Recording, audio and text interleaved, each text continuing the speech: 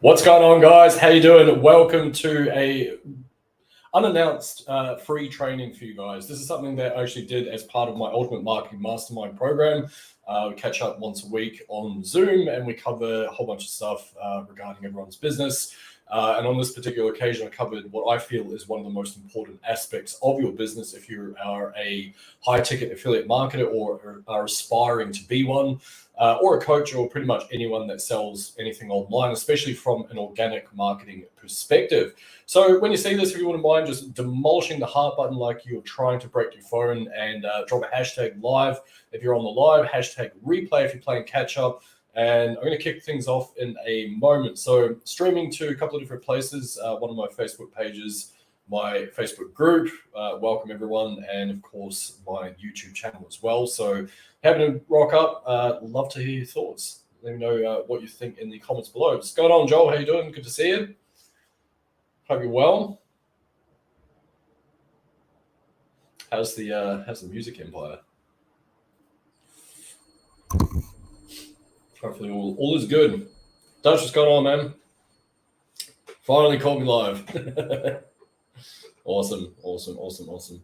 Appreciate you hopping on. Cool. So I'm not going to muck around today. It is a Sunday, my time. I've got to head off in about 45 minutes to go catch up with a very good friend of mine for lunch. So let's just dive straight into it. So if you're not tracking certain KPIs in your business and you are an organic marketer or a coach or someone that sells something online, highly recommend that you do start monitoring some of these aspects of your business. The reason being is that without knowing what your numbers are, you can't really diagnose as easy what you need to fix in order to basically get more cash flow into your business, right?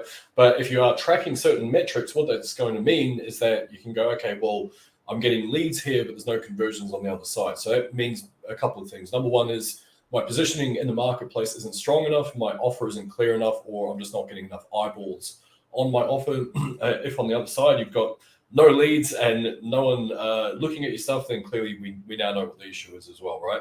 So I'm going to share my screen. If anyone wants a copy of the doc that I've got here, let me know in the comments and I'll get it across to you guys. Otherwise, let's rock and or roll. Smash any comments and the questions there. I'll come back and do a bit of a Q&A. So hopefully you guys can see that. Yep. Right. So consider the following when building your business and keep these key metrics as the focal point for maximum profitability. So first and foremost, do you know what your conversion percentage is? Okay. Now, a lot of people probably are going to know that if you're relatively new to affiliate marketing and you just found a high ticket product. By the way, before I get into anything else, if you are interested in scaling your business 2 to 3 high ticket sales in the next sort of 60-ish days, I do have something pretty cool. It's called the Ultimate Marketing Mastermind. There's a link below or above, wherever it is up there. There's a free case study for that. Go check it out. It's about 12 minutes long. And if that method of doing things is interesting to you, then I'd love to have a chat. There's an option to book a call with myself, and I have a sales team. We can diagnose exactly where you're at in your business. I can show you exactly how this process works, and you can work out whether that is something that is going to help you scale your business moving forward. Right. Having said that, if you don't know your metrics, completely fine. I always go off what I call the 1% rule. Now, what that means is that even if you are crap at sales and all that type of stuff, you should, in theory, be able to convert with an incoming set of leads that are interested in the same stuff, that they have a need and a want, at around about 1%. Now, what I teach inside my Ultimate Marketing Mastermind absolutely obliterates that. In fact, I can actually close as high as 16% with the methodology that I teach. Now, I don't guarantee that. Obviously, I have a very optimized process, and just for clarification and transparency, that is not 16% conversion rate of a high ticket nature either. A lot of the time that is of a low ticket nature, and what my goal with that is really just to look for the lifetime customer value of my students, of my customers, meaning that over an extended period of time, that dollar figure tends to grow and grow and grow and grow, which is really cool. Anyway, back on topic. So if you're converting at 1%, and bearing in mind a low ticket is going to convert way higher than that naturally anyway. But for a high ticket offer, now what that means is, and for context, I've got a couple of options with my Ultimate Marketing Mastermind program at the moment. So there's a 1K option, basically getting 50% commission for that. It's not a bad payday, $500, and also a $3,500 offer with a payment plan as well. But if we just keep it numbers really specific, 3,500, half of that, 1,750, nice and easy. Now, what that means, if you are looking at this thing here, let me just blow that up a little bit for you guys, is now what it means is that for every lead that we have, if you get 100 leads knowing that your conversion rate is 1%, then every time you get a lead, it's now worth $5 to your business, okay? Which is on the low side, right? On the low side. But having said that, if we look at UMM Core, for example, or someone that jumps into Light and then upgrades, for example, now we're looking at a slightly different metric. Now, what that means is that we now have a lead value of $17 per lead, okay? Now, what that means is that every time we go and communicate with someone, we build a conversation with someone, we are effectively creating a value of $17.50 for our business, right?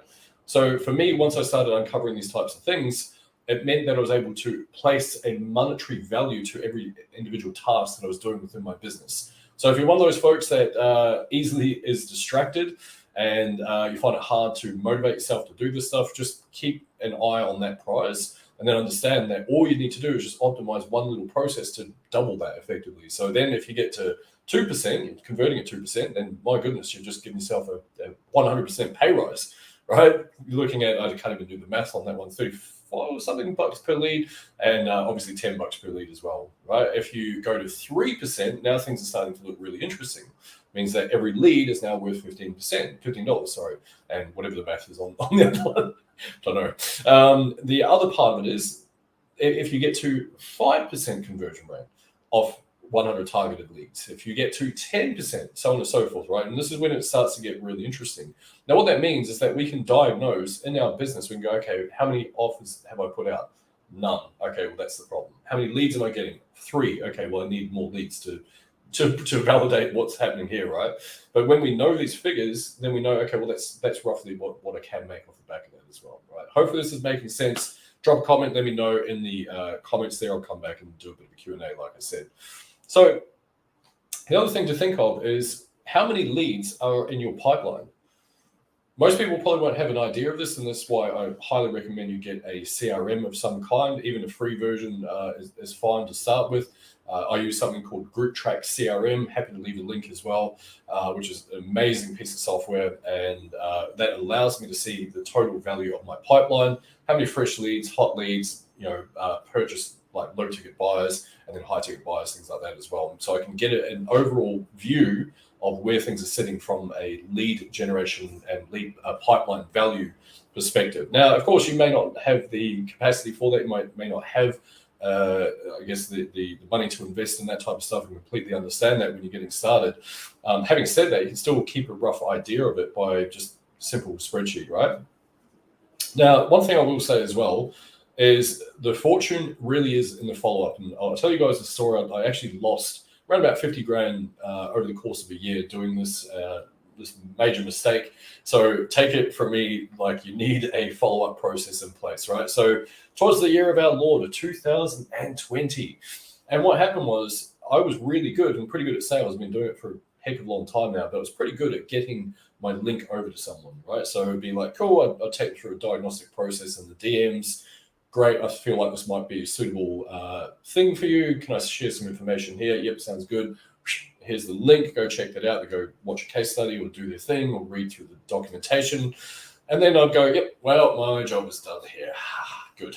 And I didn't have a proper follow-up process. And so what would happen is I would introduce someone to my high-ticket program only to see their name pop up into that high-ticket program 3 or 4 weeks later. Why was that? Because I hadn't followed up with them. I was giving them the link. I was introducing them to the idea. Someone else had a proper follow-up process and was closing the lead that I had introduced to that, right? And it was a very, very painful lesson to learn. So take it from me, have some form of follow-up process. It will save you a lot of heartache and a lot of battles in the future as well. Other question to ask yourself is, Quite literally, how many leads are you bringing in per day, per week, per month? Right? Really, really, really important stuff. Because if you don't know, then you don't know how much money you're likely to make on the other side of that. Right? And we want to be able to at least understand what our metrics are going to look like. Hopefully this is making sense. So there's a couple of things to bear in mind. Now, you can go for a volume plan. And what that means is that if you are doing Facebook organic marketing, effectively you are doing things like adding friends, or you're finding people and finding followers, whatever that is. Now, to put something, I guess a couple of things in place for you there. If you are doing that approach, it is the fundamental stuff, right? Once you learn how to sell in the DMs or on a call or bridging over to a call, whatever you want, whatever your jam is, through a Google Doc, etc., you can then obviously look to put layers in place to then extract more cash flow in terms of extracting yourself away from the business as well, right? So that's one of the benefits of doing so. But let's just play with some numbers here really loosely. 30 days and you're getting 30 leads each and every day. That's a lot. You're giving yourself a fair old fighting chance when you're doing that. Now, I will confess that this is not necessarily easy. I'm not saying that it is something that you go out and just you're skilled at, highly skilled at. But if you do it and you do push yourself to do that, then there's going to be a couple of things that happen. So a couple of positives I'll run through first and foremost. Number one is when you've got volume, you have more opportunity. It's just as simple as that. If I have 1,000 new leads coming in every month, give or take, then I know then there's way more opportunity for me to make sales, plural, than if I have like 5 or 10 leads, right? And the problem is most marketers are going the other way. They're going, yeah, great, I've got 5 or 10 leads, but what happens if one of them falls over, right? It means that you have to be better at copy, you have to be better at your offers, you have to be better at content, you have to be better at selling in general. Right, that is one of the problems. You also have more visibility because you have more touch points with your audience, right? When you've got 1,000 leads over the course of a month, for example, 900 leads, whatever. You're also more likely to attract folks to increase, basically just because of increased brand presence. So that means that when you are creating that and you've got all these leads coming in, you will also find other people will be naturally attracted to your brand, because you're creating a wave, basically, right? You're also going to get better engagement from a psychological perspective. It's very powerful. If you have really good engagement and someone who's never seen you before and they see, oh, that person has 50 or 100 comments per post, wow, they must know some stuff, right? And that's social proof 101, and we can engineer that, right? It's not super complex. The other thing as well is you are just more likely to make sales, generally speaking, because you're giving yourself way more opportunity. You're just got more and more things there. And from, I guess, an energetic perspective, is that you're probably going to be way more detached from that process as well. Now, the cool thing is you don't need to be doing it forever. I put a spelling mistake there, didn't I? That should be like that. Oops. You don't need to be doing it forever. It's literally just to cut your teeth. You can then throttle off on certain things. You become a little bit more selective. You can detach yourself from the business process a lot more. You can add layers in place. You can automate certain elements of it. But once you do that, you've given yourself a ton of opportunity to basically make sales, right? And that's kind of the whole idea with it. Right. So there are some downsides, though. I will confess that there are goods and bads for everything. It's like yin and yang, right? Anyways, the downsides is it's more work. It's not as easy, right? It'll be easier to go on a precision plan. I'll discuss that in a moment as well. But what it means is that you have to do more work. You have to be more focused. You have to be more like in the trenches doing that stuff. And let's face it, that is obviously harder. Especially if you've got a full-time job, all that type of stuff. I understand time and energy is going to be really finite. You're also going to experience a lot less quality initially as you try to push volume. So there's a happy medium somewhere in the middle that you'll find. But what you'll find is that the quality of the lead flow tends to drop as you try to push more volume, right? And you'll eventually find the happy medium somewhere in the middle there. And it's uncomfortable, right? The discomfort initially until you find your groove, basically. It's not going to be easy. Like I say, I never say any of this stuff is easy, but that's the downsides and the upsides. I always think that the benefits of doing this approach far outweigh the downside, purely just based on the numbers alone, right? Anyways, if you're going for a precision play, so let's flip the switch and let's say that you're looking at 10 really super hyper targeted people. And so that means that effectively you've got 300 leads over the course of the month, right? So you've got 1/3 of the volume basically at this point. Now, some positives: potentially deeper relationships built because you're probably spending more time with each individual, right? So you're actually spending more time, you're deepening each connection, which is a powerful thing. There is less moving parts. You're not sitting there like flailing your arms like, in the breeze.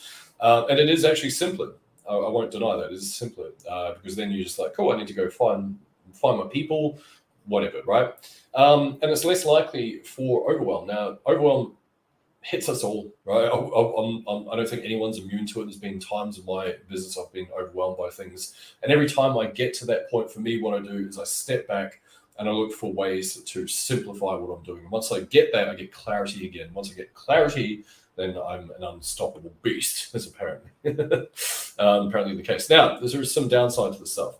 There is less opportunity, so it has the potential to seem desperate. So if I only have 10 leads and I only have 300 over the course of a month, and I really, this one lead is like, oh gosh, I hope that they close, my goodness. And so you're putting all this energy into the actual sale itself. So you can come across as a little bit desperate. As opposed to if you've got 900 leads, you're usually a little bit chill because just one lead, I can, whatever, right? There's plenty more out there. Don't worry about it. You're also less likely to make sales. So if one deal falls through, you're then relying on the others to come good, right? So what that means is that you actually have to be better at your copy, at your selling, at your offer creation, like all that type of stuff, because you need to be more skilled at it, right? So I'm not saying that's a good or bad thing. I will let you guys kind of figure that out on your own.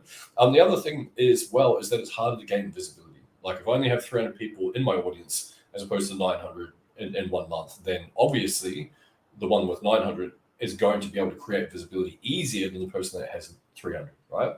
So that also plays into the social proof and the fact that not everyone is going to see your profile, see your content, and go, okay, that person's awesome, right? They might just not see that at all. So what I suggest is choose your pathway. I've laid out the good and the bad with those. My personal opinion is that if you want to make an omelet, you got to break a few eggs, right? And so what I mean by that is I'm always a fan of the volume play, more because of the mindset stuff. Because even though, yes, it's hard, but welcome to business. Everything in business is going to be challenging at some point, right? And so what that means is that you have the utmost control over your metrics. And like I say, you don't have to do it forever. One of my students, they went from 0 to $10,367, I think it was, in 49 days doing exactly this process, right? It does work. I know that it's not easy to do it forever, but if you do, then you're sprinting, right? You're going to get those results quicker, which then gives you that clout to then say, hey, here's how I got my first 10 high ticket sales online, right? Things like that. What I would suggest is pick either one. There's positives and negatives with both, as I've discussed today. Probably more to details could be gone into those, but it gives you like a bit of an overview of that anyway. And just pick one. I'd say stick with it for 60 days and just watch what it does to your business, and then figure out what works best for you in terms of lead generation and I guess the actual sales aspect of it itself. That is probably the most important part, right? It's going to be the true metric for you. You either want like sales or you don't want sales, and that's a decision you need to make. So the other thing as well is I noticed a big issue with our industry when it comes to affiliates in particular is that quite often folks are really good at putting out a bit of content, and they're really good at connecting with a whole bunch of people. And for them, it's just like, oh, okay, I'll tick this off my list this week. Great, go me, because they're still stuck in like employee mode. Now, the problem is that when it comes to getting an offer in front of someone, that's usually where they let themselves down. And it is, you're literally letting yourself down when you do that. It's kind of like holding in your breath and like, no, I'm not going to breathe out. Just going to keep trying to breathe in and just, wondering why you're getting exasperated. It's the same sort of thing, right? So what you want to do is make sure that you are obviously giving a ton of value, but you are getting eyeballs on your offers. If you don't have that, then you don't have a business, right? In any business at all. If you don't have eyeballs on your offers, you just don't have a business. So like I say, a lot of folks are good at content, but not as great at putting out offers. And so the thing that happens before you put out the offers is you need to have visibility first. If you don't have any visibility, then it's going to be even more disheartening when you put out an offer and no one even jumps on it. Not even oh, your grandma likes your post anymore. Like it's really disheartening, right? So you need to create visibility first. You also need to create authority so people pay attention. Now, what have I done throughout this call? One thing I do just as a subconscious thing, I wave my awards around. Right? It's not about my ego. It's because I know that people that know ClickFunnels are going to go, oh, yeah, that guy's, he must have done some stuff online. There's another one there for Group Juice. And again, for those people that are in the know, they're like, oh, that guy knows something. And plus, I got 2 awards. Oh, that's crazy.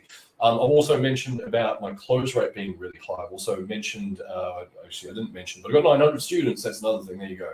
All right, like across a couple of different programs. And so, therefore, when you are creating that sense of authority and you're creating that sense of clout within the minds of your audience, they're going to pay way more attention. So in order to get that, we need to have, like I say, visibility and a bit of clout in our audience, right? And so don't think that you need to have sold a whole bunch of stuff first, or like, you know, have like 100K a month or whatever it is, right? It can be the most simple things. It can be quite simply that you've actually genuinely helped someone else out. Now, I'm sure even from this very training, some of you are going to go, that's a bit of an eye-opener. Yeah, that's pretty cool. I should probably start tracking those types of things. And when you do, now you've got something to teach someone else, right? You go and practice that, you make it your own, you then regurgitate that in your own language, and it becomes your own thing, right? So therefore, you are going to help people, which then means that you are creating authority for yourself, right? So how do you actually make the offers? A couple of ways. I've done a couple right here on this very live as a verbal one. Hey, for those of you that are looking to scale their high ticket affiliate marketing business while simplifying everything down, in order to sell anywhere from 2 to 3 high ticket sales per week, then feel free to go to ultimatemarketingmastermind.com. There's a free case study. It's about 12 minutes long. And if you're interested in pursuing things a little bit further, feel free to lock in a call with myself and I will see how and whether I can help you with your business, right? Verbal offer. Anyway, you do it in the DMs. Closed quite a lot, hundreds of thousands of dollars worth actually in the DMs. Just back and forth, negotiating what works, start dates, all that type of stuff. I've done it through email before, back and forth via email. Content, obviously, offer to join your group, events, paid stuff, etc. Sometimes an offer can be quite simply like, hey, folks, I'm hosting this really cool free training in my community. I'm going to go live at 11 a.m. Australian Eastern Standard Time. Be there or be square. Look forward to seeing you over there. Should become a rapper. That's amazing. Like I say, verbal, which I've already covered, and I just did it again. That was a hypothetical. PS at the bottom of your post. This one that I really enjoy using, and what that allows me to do is basically I can create a post that is all value, all interesting stuff, all edutainment, and then at the bottom it's like, PS, if you're interested in scaling, like hit me up, or smash a one in the comments and I'll reach out with some info, right? Really, really casual, really relaxed. There's no high pressure bullshit there. It's just, hey, if you want some info or not, I don't care, whatever's. So that works well as well. Full offer post. So that is basically where, like, hey, by the way, if you're a coach, high ticket affiliate marketer, or course creator, I've got a special opportunity for 5 people only in August. I'm going to be hosting a case study, which is going to basically be a fast track to profitability. And if you're interested in learning more, drop a comment below, right? Bam, bam, bam, bam. Whole bunch of comments, whole bunch of leads. Go reach out to them, get an offer over to them, nice and easy. Okay. Pointing at things. All right, now I say this jokingly, but of course, if you are on short form content, one of the most popular ways that I've seen folks do it is do that, and they just put the little edit with the thing above them. That seems to work really well. So not something I do that much of, but for those of you that are involved in that type of stuff, it can work like really well. Right, a series. So you can do this via a set of posts or a set of emails. You can do it through, I guess, post in your group, for example. It could be a video series if you want it to. You can also do it through stories, like pick up your phone, tell a little story about something that's happened to you, relate it back to what it is that you're promoting. Bang, there you go. Put that on your stories, get it all cut up. Call to action at the end. The folks that watch all those are probably going to be quite engaged by that stage. Some of them might take that next step and be interested in whatever it is that you have, or use the little poll options in your stories. They work really, really well as well. So the other question to consider is, what is the total pipeline potential value, right? So really simple. Basically, if you're selling something for $1,000 and you have 20 offers out there and you're waiting for them to say yes or no, then you've got a total pipeline value of around about 20 grand at that point, right? Minus commissions, whatever, right? And so actually, to be more accurate, it would be 20 times 50%, so 10K, basically, right? Now, consider what your financial goals is. And I've gone super conservative here, 5K, it's only a consistent basis. So going back to our metrics before, like I say, all hypotheticals, I convert significantly higher than 1%, but it's just an easy basis to start with. Right, so if you go 1%, and for, like I say, Ultimate Marketing Masterminds, two different products, effectively, Ultimate Marketing Mastermind Lite, it's $1,000 at the time of recording, and Ultimate Marketing Mastermind Core, which is $3,500. You get weekly Zooms and basically me helping you to accelerate your results online with a year's coaching. Right. So with that in mind, looking at the first one first, the light version first, I should say. Basically, if you want to have a $5,000 month, and you got to think, well, I need to have 10 sales, which is not super complex. Is, if you can't find 10 people out there, then try harder. They're out there, I can assure you. Right. So what that means is that you basically, like I say, you need 10 sales in order to make that happen. And then going back to, okay, well, how many leads do we need if we're converting at 1%? We need 1,000 leads to hit that. Purely, I get none of this is linear. It's all like hypothetical, but it means that we need 1,000 leads, right? With the mathematics there. So basically, conversion percentage, times divided by the number of sales that you need, right? 1,000 leads. And so that may seem scary for some folks. So then consider the other way, right? If you're pushing the higher ticket stuff, where you've got a conversion rate of 1%, that's $1,750, half of UMM Core, of course. Use the call funnel if you want to put the folks through that. For anyone that is an Ultimate Marketing Mastermind, by the way, that is just ultimatemarketingmastermind.com. Go check out the free case study there. Right. So with that in mind, if we look at the metrics, now we've got 5K divided by 1,750 is around about 2.8-ish. 86, sorry, my apologies. So then we go 2.86, which is the number of sales that you need per month, which is not super complex, right? Not super hard to get. Divided by a 1% conversion rate, now it means you only need 286 leads, right? Now we're looking a little bit like, hey, I can do that. That's a little under 10 leads per day for you to get that, right? Super simple, super simple. So kind of crazy, right? Now, the thing is, if you know that you only need 286 leads, like I say, I know this is hypothetical, but if you know that you only need 286 leads to hit your goal of 5K, then how much more motivated are you to hit that? How much more motivated are you to go and find your leads? Super motivated, right? It should be way more motivated now, because now you can go, okay, well, if I get 500 leads in a month, then I can effectively make 10K. By that same logic, right? Now I understand it's not linear, blah, blah, blah, I get it. But now hopefully it should like ignite something within you, because you're like, okay, it's pretty cool. So that's it. Real simple one today. I just have an accompanying sheet with this, but that is something I reserve for my private clients. But felt like you guys would get a ton of value out of this. It's something that most people probably aren't even considering, especially when it comes to the actual metrics of what they need in order to hit their goals, right? I don't think many people are covering this stuff. So anyways, let's rock and roll. Any questions on the back of that? Julio, what's happening, man? Good to see you.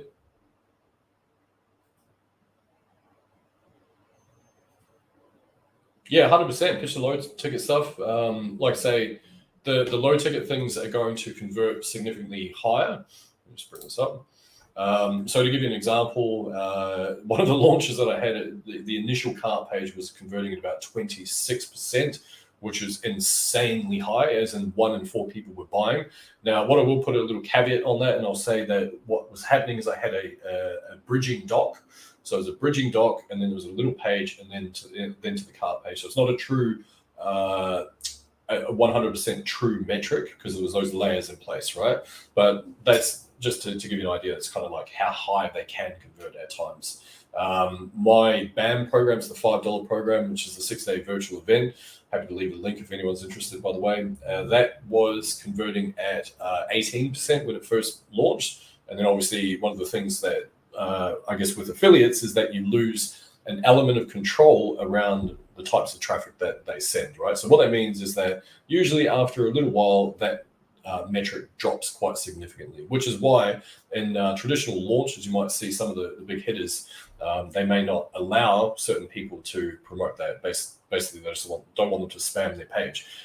And even if they do make sales from that, it's because they don't want to lower the percentage conversion rate, because obviously the more higher the percentage conversion rate, the more conversions going to make, more money they're going to make per click sent, if that makes sense.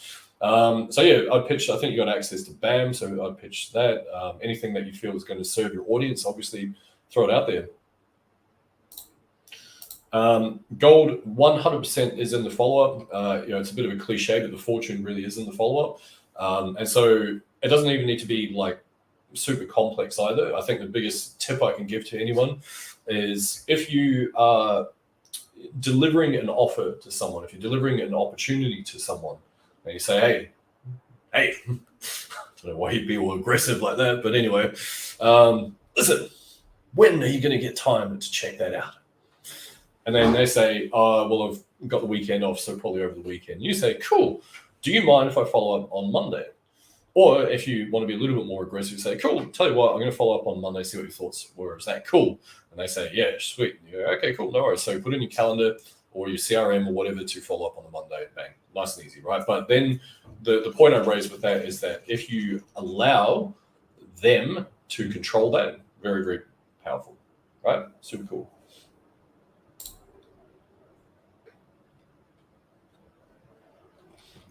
Awesome.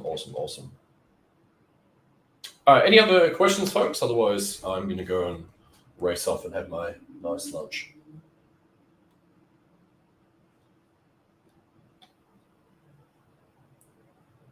The return of the beard. I know. I'm going to be looking like Santa Claus by the end of the year. Matches my top. Nice and grey. How is it that I look older than you? That's bizarre. Yeah, I don't know if it's going to stay. It might be a temporary measure. We'll see.